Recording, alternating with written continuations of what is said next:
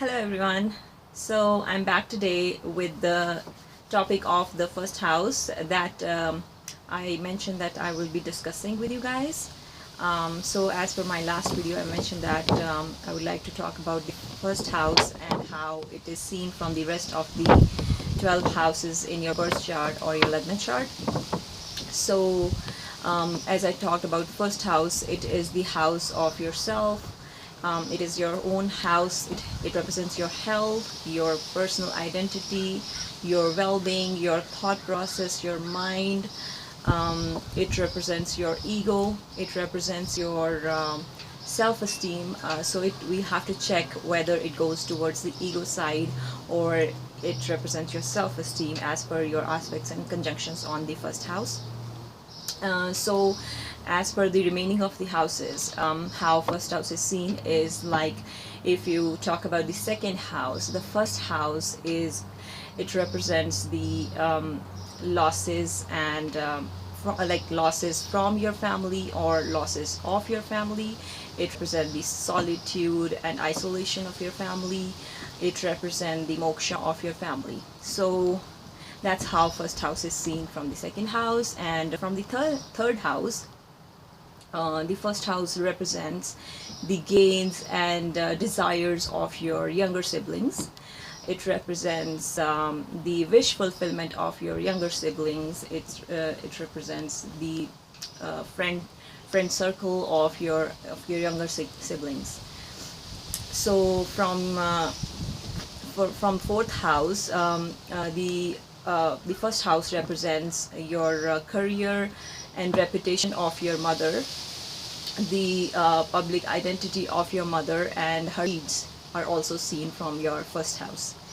From fifth house, first house represents the father of your children.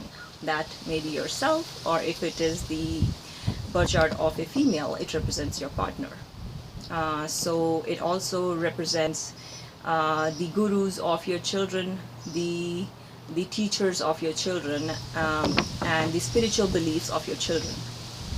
And from sixth house, the first house represents the ups and downs, the highs and lows, the downfalls of the enemies, your enemies, or it also represents the highs and lows points of your maternal uncles and aunts. From seventh house, first house represents yourself. That is the spouse of your spouse, which means it is yourself actually. So that's how first house is seen. It also represents the public interaction of your spouse's spouse. That is how you interact with public, how you are perceived in the public. That also represents from the first house, because the first house becomes the seventh house of your partner. That becomes your own house. So again, then we go to eighth house. From eighth house, the first house represents it represents your in-laws.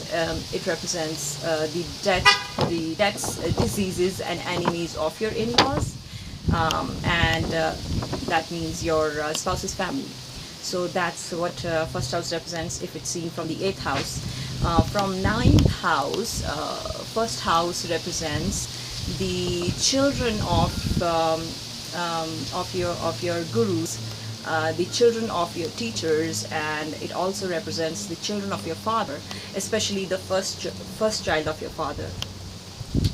From 10th house, first house represents the comforts of your career, and also represents the comforts of your bosses, the enjoyments of life in your boss's life. That is also seen from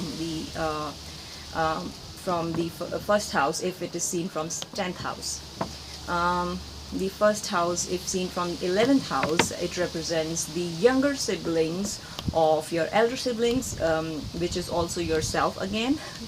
So that is what first house is represents. If it is seen from 11th house, it represents the courage of your elder siblings as well. It represents the dexterity of your elder siblings. That also represents from first house if seen from 11th house. And lastly, if seen from 12th house, the first house represent your own moksha, your own solitude, your own solace. It represents how you perceive the different realms. Like it also represents the your connection with different realms in this world. And if you it is very important if you meditate. It depends on your planetary placements. If you meditate, and if you how much universal and energy you can perceive from your from your 12th house. If it is seen from the 12th house, how much you can gain in your life through the 12th house if seen from 12th to first house. So that's how first house is seen from all the different houses in your birth chart, in your Lagna chart. And if you have any questions, you can always send me a message. If not, you can always send me the inbox messages. I will be definitely replying to your answers, answers to your questions. Hope you enjoyed hope you enjoyed this video, and I'll be coming up with many more. Thank you. Bye bye.